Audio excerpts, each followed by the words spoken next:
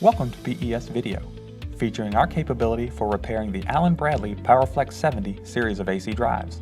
For all models and sizes of this drive, we are able to provide a high-quality repair solution that is fast and economical. During the repair process, the item will be disassembled, cleaned, and inspected by a technician. All components that are found to be defective, damaged, or out of tolerance will be replaced. In addition, any components known to have a high failure rate are also replaced.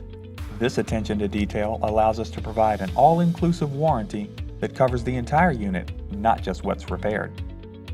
After reassembly, power is applied to the drive and all power supplies, inputs, and outputs are tested, along with the keypad, communications, and other functions. Once the unit passes all functionality tests, it is dynamically load tested and burned in on one of our custom-engineered load centers.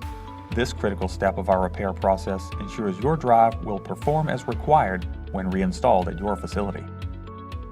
Finally, the unit undergoes a quality control inspection to ensure all relevant tests and procedures were performed as required before it is released for shipping.